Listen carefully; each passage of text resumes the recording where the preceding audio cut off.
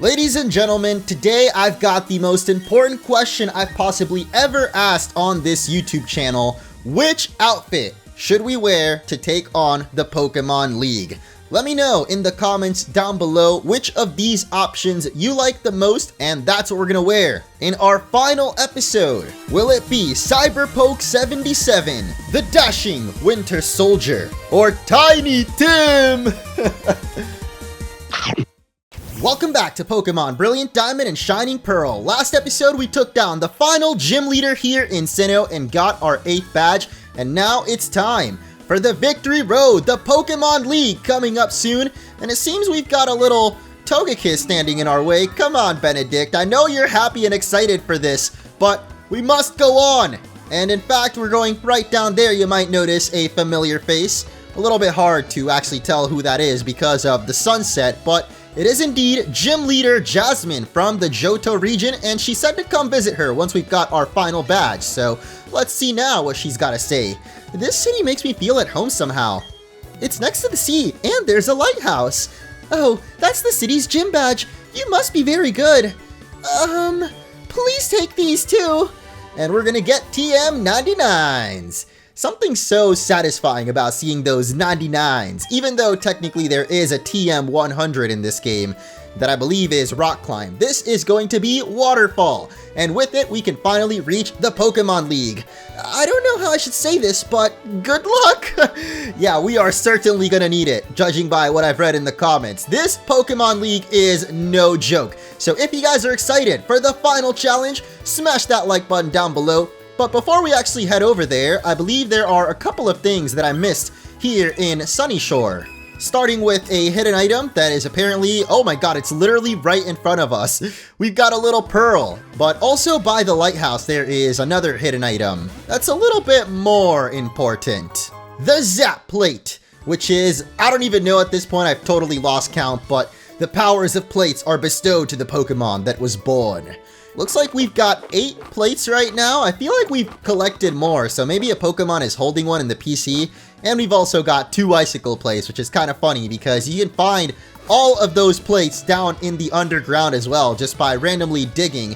And speaking of the underground, that reminds me, I don't think I've shown off yet, but if you dig down from here in Sunyshore, you will notice that we are now in the bottom right corner, the final area that we'd yet to uncover. And I did actually find a couple of pretty useful items, including another TM for Rock Tomb. You can see the little mini map there in the corner if you want to know exactly what hideaway that was in. But there was also Wild Gibbles at level 50.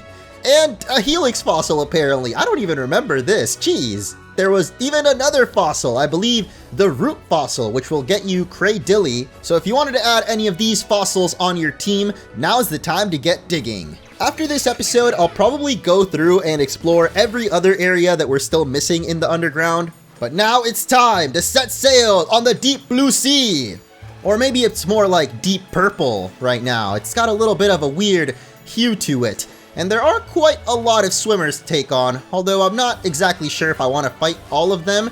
I guess we should though, just in case they have any Pokemon that we haven't seen for the decks yet. Well, this guy seems like can't be avoided, unless we went all the way on the right, but even then I feel like he might have had that eagle vision. And it looks like this swimmer will actually have a Mantine, which I do not remember if we battled before or not. I also don't really know why I've got Ambipom, as I said, because I don't think I'm going to bring it into the League Challenge. Or well, to be honest, I'm still not like 100% certain, because as I mentioned last episode, we have 2 flying types on the team. What the heck? This man's waving goodbye to us? Like, this is really gonna be that tough? Okay. Yeah, I guess I have Glover here because I'm hoping that we still get some pickup items, but in reality, I don't think there's anything we really need to pick up anymore. I mean, we found a Dust Stone, Shiny Stone, Dawn Stone. We don't even have a Pokemon that uses Dawn Stone. But my point is, like, yeah, all the evolutionary stones that we needed, we've already gotten. But over there, we're going to find a TM for Rain Dance, so I guess it was worth fighting that swimmer. Okay, well, I guess we'll take on these couple swimmers here just for the experience on Ambipom, who doesn't need it. We got swimmer Miranda up first, reminding me that apparently iCarly is a thing again. Do you guys know about this? Have you seen it? The iCarly reboot? Because unironically, I used to love iCarly. I didn't watch every episode or anything, but I actually did like the show, especially because it was basically like they were doing their own sort of YouTube. So I guess in a way I could relate to it, because back when that was airing was when I first started making internet videos. And I wasn't just gaming either, like I did do stuff similar, not exactly iCarly, but like little random skits and things, so the show definitely hit home. That said, I haven't checked out the reboot yet, so if you have, let me know if it's worth watching or not. Good thing that we came and fought this swimmer, because we're actually going to need to see every single Pokemon from Sinnoh, or at least the regional dex, to get the national dex. So, good thing we saw Lumineon there. Just realized that we also have Lulu, the Lucario. I don't know why I decided to bring all these random Pokemon with me. I guess I thought maybe we're not going to need all that much training, but again, judging by those comments, the Pokemon League is not going to be at all easy, so I should probably just get the main squad back on the team, at least for the victory road. I'll make sure to round up all the boys again. Now it's time to get serious. Get that dowsing machine out of my way. Okay, we've got a double battle here. Deep breathing before battle. Are you about to go underwater the whole time? Or are you just that stressed? I mean, that was me a couple of episodes, I'm not gonna lie. Back when we did all that gauntlet of Team Galactic grunts, I feel like I'm still off ever since I tried holding my breath for that long. Just make sure to keep on breathing after battle too, very important. So I'm gonna guess that there is an item over this way, considering this man looks like he's blocking the way to it. Apparently he's traveling. I'm not sure where swimmer Ricardo is going, but he's gonna have a Tentacruel. Ah! Knocked the acid in the face! Looked like he just hit us with a can of Sunny D, which is also what this whole scenery looks like in the background. I feel like I'm on the set of like a Fanta commercial. Fanta or Fanta, you know, the orange soda, basically. But I really like, not that, bro. I don't know why these swimmers keep harming themselves. That honestly looks like it would hurt a lot. But what the heck? There's not even anything this way. I mean, I guess it leads us to another swimmer and yet another swimmer, and no! I was totally trying to avoid ya, but it seems that battling them is inevitable. Next we got swimmer Crystal, and she's gonna have a Wingull. After all these battles though, Glover has yet to pick up an item. I'm sorry, little dude, but we're gonna get Toko back on the team here. Since he's got the amulet coin, you know, we'll be able to get more benefits out of having him than just potentially picking up an evolutionary stone. So we kind of just wasted a lot of experience, to be honest. I don't know why I had Ambipom on the team, but we got a Sailor and a Pearl up ahead. And some more very nice music that's totally gonna get ruined by this guy. Came out here because I wanted to see the league for myself. Yo, is it just me, or is it getting darker out here? Like, the really bright orange in the sky already faded down quite a bit, at least in the battle scene, which is weird because it's just barely about to be 6. I don't know if daylight savings is a thing in the Pokemon world, or, you know, like in the winter, the sun goes down earlier. Here in Texas, it's been getting dark like around 7, so I guess that would make a little bit of sense. Oh wait, it looks like back to normal, sort of. Maybe it was because the battle lasted so long, the sun started going down, but then why is it back up now? I'm so confused. Sun's getting real low, big guy. Y'all know what that's from? Nothing really too interesting from most of these swimmers, but I feel like this island, really? What the heck? What is the point of these little patches of land you can stop on? Are they even land, really? I guess it's really shallow land, but even this one's not gonna have anything on it? There's no way, dude. There's gotta be some hidden item, and maybe the game's just not telling me, or I don't know, the dowsing machine might not be reaching. What about over this way? It looks like there would definitely be something hidden. Oh my gosh, you gotta be kidding me. It's just another swimmer. You're trolling, my guy. There ain't even no hidden items. I actually did a little lookup during that battle of exactly where the items are at on this route, and apparently there's only 3. So I hope I don't miss it.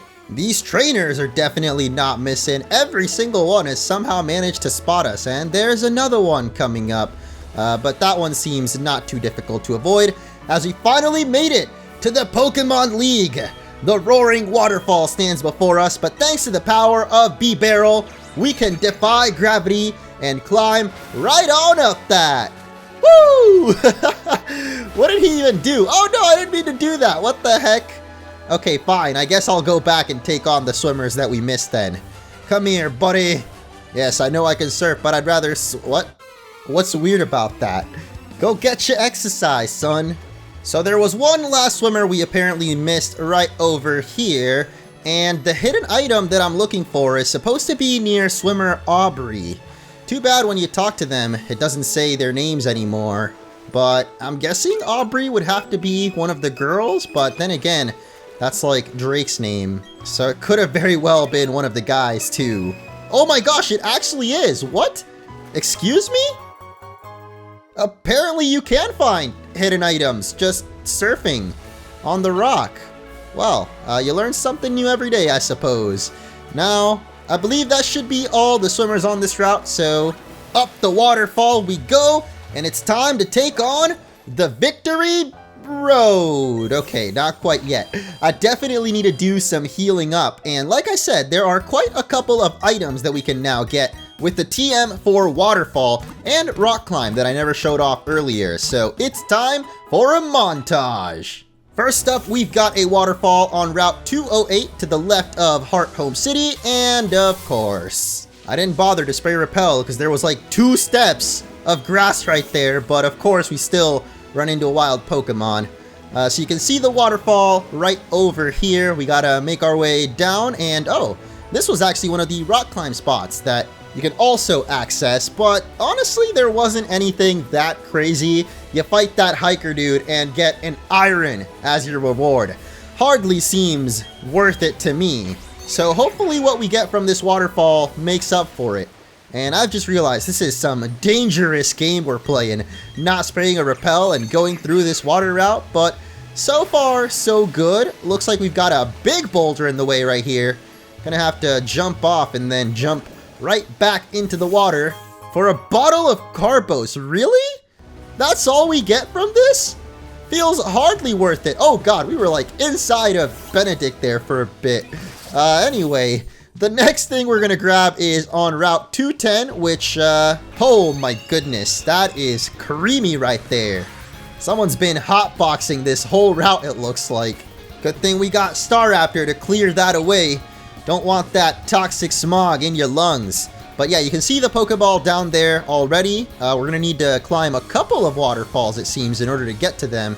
I believe down this way, we got 2 ace trainers that I've heard are actually very good to rematch if you're trying to get some quick cash. Those guys give a lot of money, so you can use the Versus Seeker, just charge it up and rematch them. Make sure to have that amulet coin. Should be getting yourself a lot of cash if you need some for the Pokemon League. But I believe there should be an item, and indeed the Meadow Plate is located here. The rightful bearer of a plate draws from the plate it holds.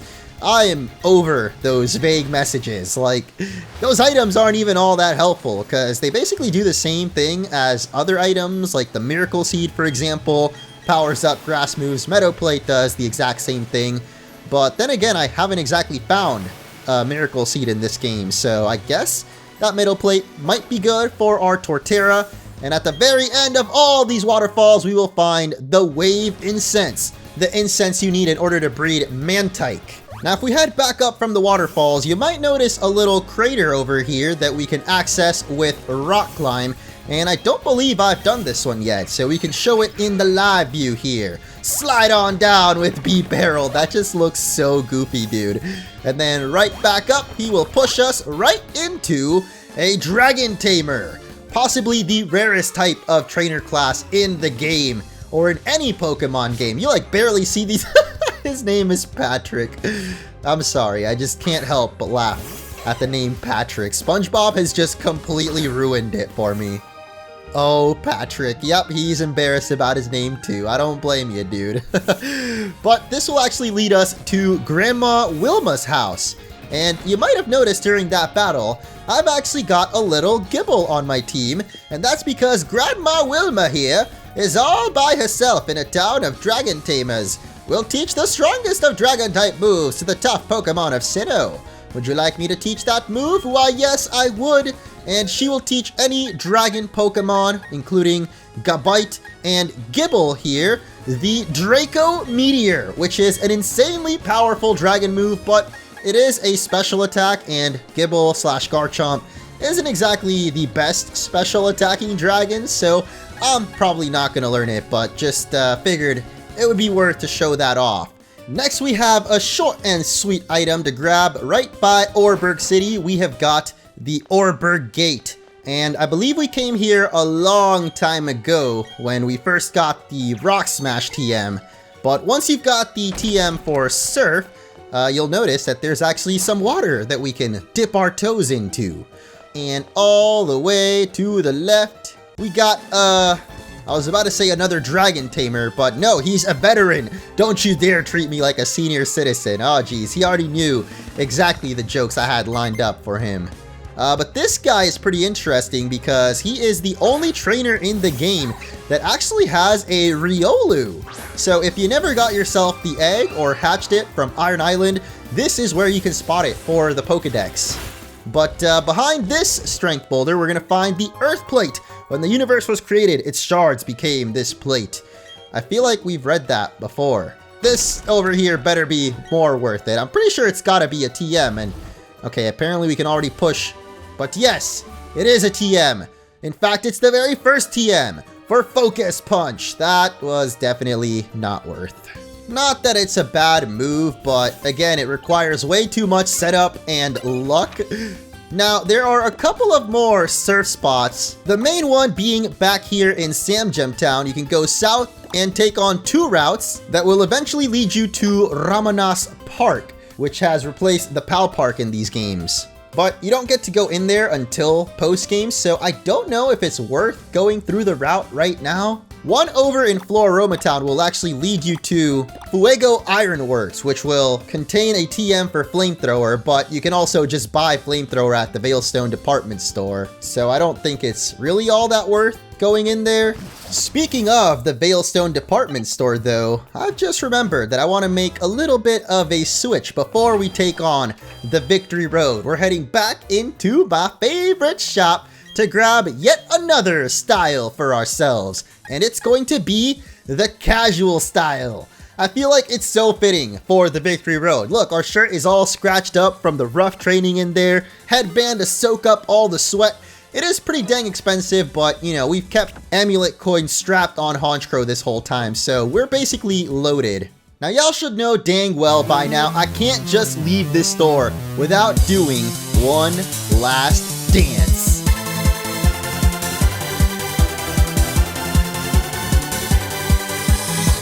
It's time to take on the Victory Road. Gibble, you will be our partner in nothing, actually. I basically just want to see that Garchomp evolution. He's definitely not joining the team, especially considering we've already got like 5 Pokemon that are weak to Ice type. Well, technically it's 3, but still, with Garchomp, that would be 4 Pokemon that are very weak to Ice type, and we don't exactly have any counters. Like, I guess Pachi can at least deal with ice, but it's not like he resists it. So I've actually been thinking a really good Pokemon on our team would actually be Lucario, since it has that ice type resistance and fighting moves that could be super effective against, well, it's not like there's any Elite Four that are weak to fighting, so, you know, we don't exactly need Lucario, but it would be a nice option. I just know that a lot of people in the comments have been saying Lucario is a little overrated, or at the very least overused in playthroughs, and I totally agree, but I don't think I've at least used any Lucarios in my playthroughs. Another option I didn't really consider, and I can't believe I actually totally forgot about it, but Magnezone would have been really nice instead of Electivire, since it is a steel and electric type. That means it would have been able to cover for our ice weakness and also deal with any ice Pokemon, but again, Pachi can more than handle any ice types, as well as all these birds flying about. Look at him hitting that 55 already. And Fred actually hit 54 from that last Pokemon, so we are indeed going to have a Gabite here. I've already shown this evolution in a previous episode, so come on, Fred, hurry along with it. Oh wait, there was totally an item just in front of this bird keeper lady. We got a full heal. And I guess now we're gonna head on up this way. The victory road in this game is pretty dang confusing. Like, out of all the victory roads in Pokemon, this is probably on the tougher end of them. Right up there with Pokemon Ruby and Sapphire. That I notoriously remember the trainers at least being pretty difficult. And the wild Pokemon, I guess, pretty high level. Not that we're going to be fighting any wild Pokemon, because as with most of the routes in Sinnoh, there isn't exactly too many interesting Pokemon to catch, at least. You got Medichams and Steelix, which we could potentially have on the team as our Steel type. After how many times I've roasted Steelix back in Byron's gym, and basically any time we see a Steelix, I'm hating on it. Yeah, I don't think I'm going to be using a Steelix. I will definitely make use of Yukina, though. Not quite getting the one shot. I wonder if that was not a focus sash, right? Because I think we discovered that it would have had a little message pop up if it was focus sash. And sturdy too. So I guess these dudes really are just getting that lucky. Or maybe friendship is a stat for enemies as well. I don't know, man. I feel like that's happened one too many times where the Pokemon just barely survives. And I think it really is the power of friendship making them live with 1 health. It isn't. They actually are just getting that lucky. But like, still, how insane would that be if enemies also had that mechanic? I'm calling it, dude. Someone's gonna make that hack one day, and I'll be there to rage. That's probably something I would play like on live stream instead of do a full playthrough on YouTube, but if I do, there will definitely be some videos about it up on this channel. Now, from getting that item, which I already forgot what it even was, showing that it was probably not worth it, we actually have to go all the way up and around this way now to an Ace Trainer. Show me how you've battled to get here. Let's do this. I've had way too many battles already. I can't handle this.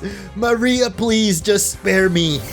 Wait, I take it back. Don't spare me. This lady's got a Blissey, which is notorious for having one of the highest HP in all of Pokemon, but also giving loads and loads of experience. We're gonna drop kick it real quick and see just how much we get. Boom! 3 level ups just from one Blissey, including Fred actually, who is looking like he's gonna be evolving after this battle. And actually that's it for Maria's Pokemon, so hell yeah, we got Garchomp within just 2 battles into the victory road. I'll take it, dude. That means we can start training our main team, the ones that should really be getting the priority. Because like I said, even though Garchomp is pretty cool, I am definitely not going to be using it. Not trying to steal Cynthia's swag, you know. But it's an option for you guys out there. One of the strongest dragon Pokemon of them all, the Mach Pokemon. When it folds up its body and it stings its wings, it looks like a jet plane and flies at sonic speed. I don't really believe that. I mean, it probably does look like Sonic the Hedgehog, like a blue blur, but I'm not too sure about this whole Mach speed thing. Because isn't Mach speed like over 2,000 miles per hour? Maybe I'm like exaggerating. I'll show it on screen, but it's very freaking fast is my point. And I just don't buy that Garchomp would actually go that fast. If we could actually show Pokemon walking behind us inside of the Victory Road, I would totally show that animation. It's really cool. So I guess once we get to the Pokemon League, we'll show it off. But over here, we got a little ramp that we can... What the heck? Can't even push that boulder. I'm actually going to go down this way first, because I feel like this is the optional way. And gotta be careful with these strength boulders. If you push them the wrong way, you might get yourself stuck and then have to reset the whole floor or whatever. Oh, speaking of, I'm pretty sure I just messed up, because now we can't go down that way. Okay, well, I guess we'll fight this Ace Trainer then. Reset the puzzle. Yo, it's Omar. What the frick? It's actually one of my friends' names. I didn't know you were in the game. And okay, the Pokemon are getting a little bit more interesting. I like the variety. At least I don't think we'd actually battled a Rapidash yet. And one way you can confirm that is when you go into the battle menu, you'll see that it doesn't show whether the move is super effective or not. So if it doesn't say anything, that means that you've never battled or encountered that Pokemon before. So that's another one right there for the Sinnoh Dex. We are quickly filling up all them slots that we were missing in this episode. This might actually be another Pokemon that we've never encountered, but the menu shows the super effective or whatever. Oh, it's probably because we have a Rampardos though. I don't think we'd actually battled one before, so if you didn't level one up yourself or evolve it, then there's your chance. This Ace Trainer actually had 3 Pokemon that could have potentially not seen up until now, because Carnivine is another one of those that usually you only find in the Great Marsh, or maybe some other trainer out there probably had it. But one thing about the bicycle that they've actually made way easier, if you actually shift gears, you don't need to rev it up in order to hop those little slopes or whatever those are. Like, basically, if you're standing even just one tile away from it, you can charge up your bike and still hop right over those rocks. But yeah, now we gotta reset the whole cave because I messed up, so. Okay, let's do this a little more carefully. Gotta push that one down, then smash this rock, and boom! We are clear to fight another Ace Trainer. Heck yeah! I'm not complaining, okay? I'm just honestly a little tired at this point, because before the Victory Road, I took on a whole bunch of optional areas only to realize that there wasn't really anything that worth it in them, and I'll probably end up doing some kind of supercut, just really quick show all the rewards that we got, because yeah, it really was not worth the time at least that it took to do all that, because I was recording for like over an hour, close to an hour and a half. I mean, the level ups that we got for our whole team was pretty nice, so that was at least worth it, but the items and like TMs, not exactly. Just like the last Ace Trainer though, this girl is going to have a couple more Pokemon to fill up your Sinnoh Dex with Clefable, who we apparently hadn't faced before, and now Torterra, which we do have on our team obviously, but if you picked a different starter, this would still be Torterra, so that's where you would see it for the first time. Unless your rival had a Torterra, in which case, I mean, obviously you would have seen it, but I'm guessing that there's going to be some other trainers later on down Victory Road that are going to have, like, Empoleon and maybe Infernape as well. That's just an educated guess, though. I'm actually not sure, but once again, we got to be careful here, because actually I don't think there's any way you can avoid locking yourself out from going to the right. So it looks like we're going to have to face this veteran and then come back and push the boulder downwards in order to reach that optional area, which I'm pretty sure has one of the best TMs in the game. Actually, there's a couple of really good TMs you can get here in Victory Road. And Hipaodon is a new Pokemon from this veteran here. Too bad it's going to get iced out or iced down. It's going to die, basically, to one Ice Beam. Kind of fitting this man's name was Clayton, because Hipaodon, kind of like clay, or I don't know, it's a ground Pokemon, you know, clay and ground sort of relate. But yeah, we're gonna have to go down and back up these stairs in order to push this big ol' boulder down. Come on, B-Barrel, any second now. And I believe this will lead us to more puzzles. Jeez. Okay, wait, we gotta be careful. I think we actually just wanna, oh, no, I messed it up already, didn't I?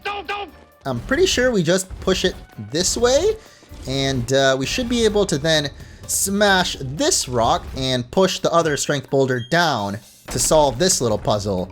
So yeah, if you had pushed that rock up, then you wouldn't be able to move this one down, so gotta be careful there. They get a little tricky with it. Wow, that's a lot of slopes and a double battle. Okay, I was definitely not expecting that.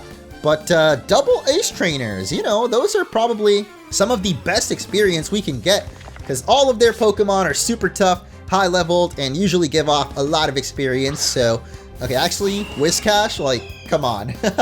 And the muddy water, oh no! That actually quite hurts. Somehow more Yukina than Patchy, who's weak to it though. Interesting. Lowers our accuracy too. I don't like that one bit, especially because that Staraptor also used double team, so we might just, oh, not double miss, as Whiscash will go down. But that muddy water reminded me that a couple of episodes ago, I was talking about how I would like to see TMs completely replaced with something like field moves. Jeez. That's why I was worried about the Rock Tomb or Rock Slide missing. It doesn't exactly have the best of accuracy. Okay, we hit the Ice Beam, thankfully. But yeah, even if they replaced HM moves that are usually pretty useful in battle, like Surf, there's still Muddy Water, which is exactly the same thing as Surf, except maybe a little bit weaker. But yo, we're actually learning the Head Smash right now, 150 power, but you take damage back in recoil. I mean, it's definitely stronger than the Rock Slide, I'll tell you that.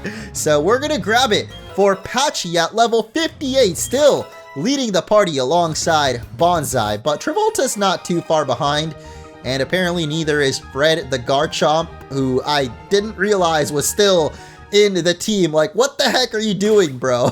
I need to switch you out right now.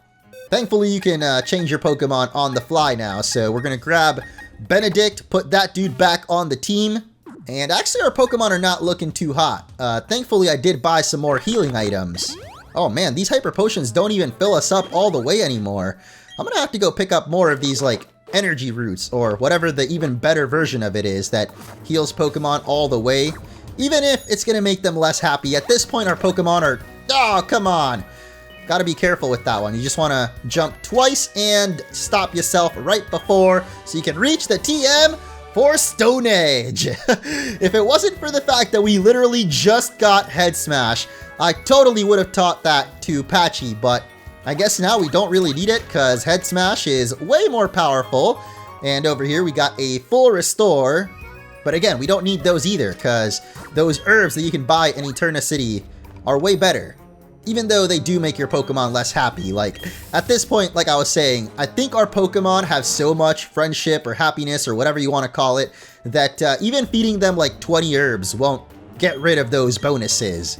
I mean, I would actually be happy if we got rid of those bonuses, or at least I wouldn't feel like our victory at the Pokemon League would be cheap. Because that is one thing that I'm a little bit worried about, is that we are going to come out victorious, but it's going to be because of some, like, friendship BS, like our Pokemon lives with 1 HP or gets a critical hit, and it just wouldn't feel earned at that point. I don't want to feel like my victory was cheap. But this Karate Man is actually going to have a Machamp, which we have definitely not battled before. Ooh, we do have Zen Headbutt. I'm pretty sure Patchy's just gonna... Oh, we're faster. Okay. We might one-shot it. Hell yeah, Patchy. That's what I like to see. I was really worried that we were going to be slower there, and then Machamp obviously would have one-shot us, but with all the EVs that we've got at this point, I guess Patchy's actually pretty quick, as Travolta will be learning the Thunder. And that does not have the best of accuracy, but it is way more powerful than Discharge. And to be honest, I think I'm going to get Thunderbolt anyway, so might as well grab the Thunder right now. I mean, we could also teach him Rain Dance, or one of our other Pokemon, and that way the Thunder will never miss, but I don't really think we need it. Like, I can't think of any Elite Four that are weak to Electric. Which brings me back to that whole little topic we were going about.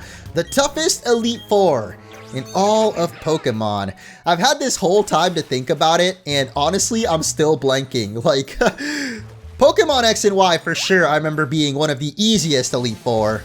And Sword and Shield, I mean... Can I even mention it? Because technically there isn't an Elite Four in that game, but Leon as the champion wasn't too bad actually. I like Leon in terms of difficulty and just, oh my goodness, this poor little Chingling, Jesus! If anything, that's more of a test of how much recoil damage we take from the Head Smash.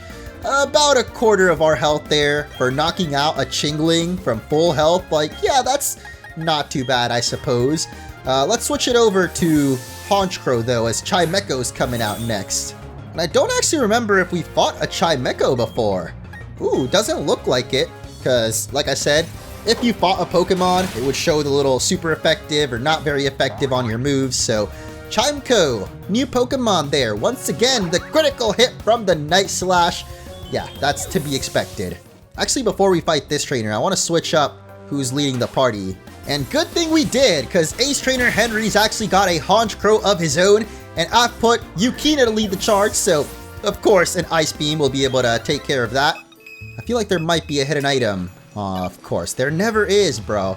But there was definitely more stuff down this way that I didn't check out. So before we go up that waterfall, let's go down this watering hole and find ourselves a pearl. See, when I don't use the dowsing machine, we actually have hidden items. And then when I don't, it's, I mean, the other way around. You know, basically, the dowsing machine is worthless. I am a better item finder than the actual item finder in this game. We got another double team of Pat and Joe. I feel like that's got to be a reference to something, but I don't know. One thing's for sure, this Gyarados is in for a world of hurt with the head smash. We already knocked out Medicham in one hit with the Hex, so that wasn't even a problem at all. But we did miss the first head smash, which is a little worrying. Aside from the recoil, the accuracy on head smash ain't really the best. And I do actually have the scope lens, or whatever the item that raises accuracy on Pachi, and we're still missing. So, I don't know, that's got me a little bit worried. Like, I wouldn't want to miss a crucial head smash against the Elite Four. That would suck. But wait a minute. Is this the optional path? Or, hey, it is! And it's gonna lead us to a rare candy. I thought that might be the TM for Dark Pulse, which I know we can also find down here, but now I'm kind of undecisive if I should keep that Night Slash or teach Honchkrow the Dark Pulse, because even though it is more of a special attacker, like we've got the Nasty Plot, Night Slash do be getting those crits. Now that we got all that though, let's head up the waterfall. I say all that, but it was literally just a rare candy, and we got another Dragon Tamer up that way, but I believe down this waterfall, we will find Dragon Pulse. Not exactly the pulse that I was thinking of, but still pretty good, especially if you got, well, I don't know actually. Garchomp is kind of the only dragon Pokemon that I think is available in this game, and it's not exactly great with special moves. I would definitely recommend Dragon Claw instead. And I'm guessing this guy, Andre, is actually going to have that Pokemon, isn't he? Yep. Or at least Gabite. Bro, I totally should have put the lucky egg on someone else. Maybe Benedict, since he came from an egg. Seems kind of fitting. She's also the lowest level on the team somehow, so maybe that lucky egg will help her catch up. But on this rock, we will find a nice big old mushroom, and I think we're actually getting close to the end of this victory road. Yep, that Dragon Tamer definitely tells me so, but also the fact that we're back on the main floor, and I think the main floor is how you get out of here. But hey, now that's a good item right there. The Razor Claw will allow you to evolve Sneasel into Weavile. So if you've got one of those on your team, now you can finally get the evolution. Oh, this is the real test for no! We miss our first Thunder. Man, we have been missing quite a bit in this challenge, haven't we? Second time's the charm though. Hey!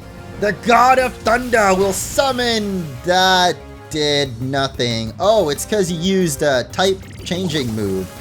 Well, that's annoying. I don't know if I would have really had Weavile, because if we did, then I probably would have replaced Toko on the team, and I have no idea what other Pokemon I would have caught instead, but basically I wouldn't want two Dark types on the team, even though we do have two Flying types, and at this point I'm kind of just like, whatever about it.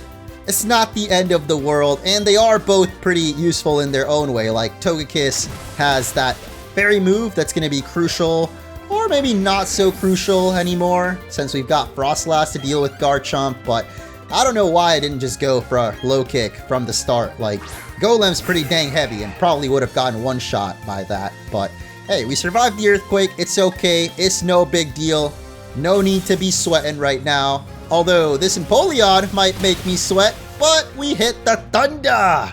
There we go, 2 out of 3. I'll take that in terms of accuracy.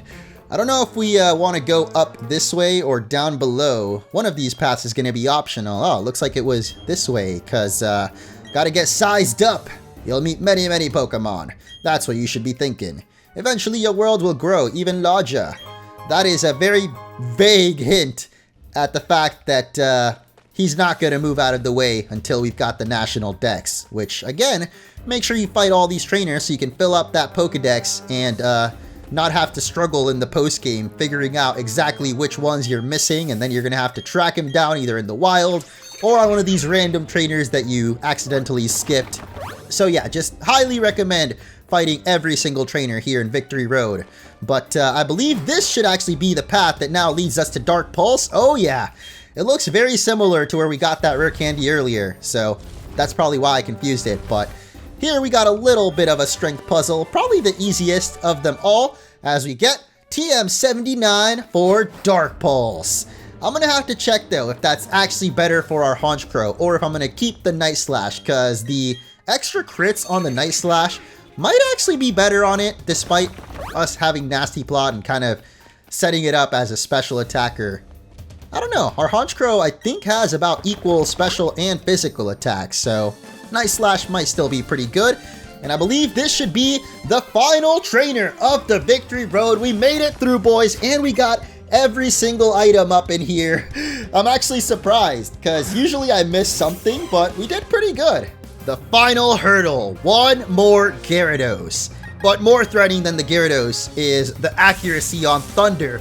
But we hit it though! We hit those! 3 out of 4, 75%. I like those odds right now. Against the Elite Four, I feel like we shouldn't risk it. So once we get out of this Victory Road, definitely gonna go hit up the Move Relearner and just make sure that all of our Pokemon have the best attacks available to them. And that dream is not too far off, because we have made it out of the Victory Road and to the Pokemon League up ahead. But before we go there, I believe there is actually another plate that we can grab somewhere on these flowers. I want to try to guess if I can find it, like without the dowsing machine. Okay, clearly this isn't working. I hate you so much, dowsing machine, but I also need you, because apparently it was right here. The Sky Plate. The power of defeated giants infuses this plate. And that will, of course, power up your flying moves, so it could be pretty good on either Honchkrow or Benedict, who previously had the leftovers. Yeah, I think leftovers is actually better on Togekiss overall, so I'll probably keep that.